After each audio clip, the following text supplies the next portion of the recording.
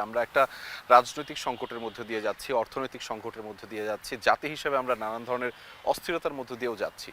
আপনার কাছে কি মনে হয় এই সরকারের এমন কিছু কি ভুল সিদ্ধান্ত ছিল যেটি আসলে তারা এই গত 6 মাসে আসলে নজর দিতে পারেনি? আমি যদি আইন শৃঙ্খলা বাহিনীর কথা বলি, যে তাদের নিয়ন্ত্রণ কিংবা তারা যেভাবে কাজ করার কথা সেটি হয়নি, ফলে সাধারণ মানুষের মধ্যে একটু আতঙ্ক থেকে গেছে।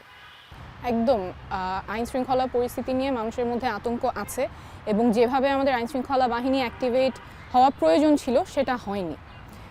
আমি একটু আগে যে সংকটের কথাগুলো বলছিলাম এর মধ্যে এটাও অন্যতম। মানুষের মধ্যে আতঙ্ক আছে, ছিনতাই, মানুষ যখন রাস্তায় বের হচ্ছে ঘর থেকে তখন নিরাপদ থাকবে কিনা এটা নিয়ে জনমনে অনেক সংকট আছে এবং আমার মনে হয় এই জায়গায় ব্যর্থতা আছে এবং এখানে আমাদের অবশ্যই সরকারের কাছে জবাবদিহিতা আমরা দাবি করি এবং আমরা চাই জনগণের নিরাপত্তা এটা সরকারকে নিশ্চিত করতে হবে। অভ্যুত্থানের 6 মাস হয়ে গেছে, এখন কিন্তু এখনও যদি জনগণের নিরাপত্তা নিশ্চিত না করা যেতে পারে তাহলে কখন?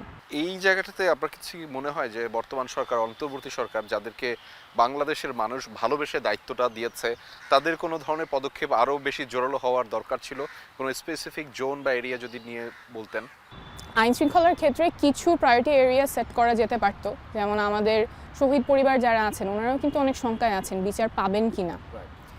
তারপর আইন শৃঙ্খলা পরিস্থিতিতে কোন জায়গাটাতে আমরা ফোকাস করবো, আমাদের পুলিশ বাহিনী, আমাদের আইন শৃঙ্খলা বাহিনীকে কিভাবে অ্যাক্টিভেট করা যায় সেই জায়গাগুলো প্রায়োরিটি দিয়ে আমার মনে হয় অবশ্যই গুরুত্ব দিয়ে এই জায়গাটা খুব মনোযোগ দিয়ে কাজ করা উচিত ছিল এবং আমাদের শহীদ যারা হয়েছেন, যারা আহত হয়েছেন তারা যাতে সঠিক বিচারটা পান এটা অন্তর্বর্তীকালীন সরকারের অবশ্যই এইটার দিকে মনোযোগ দেওয়া একদম টপ প্রায়োরিটির মধ্যে থাকা উচিত।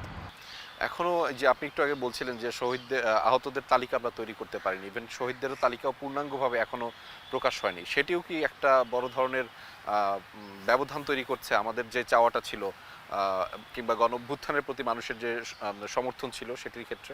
এটা আমাদের স্বীকার করে নিতেই হবে যে এখন 6 মাসেও আমরা একটা পূর্ণাঙ্গ শহীদদের তালিকা পাইনি, আহতদের তালিকা পাইনি।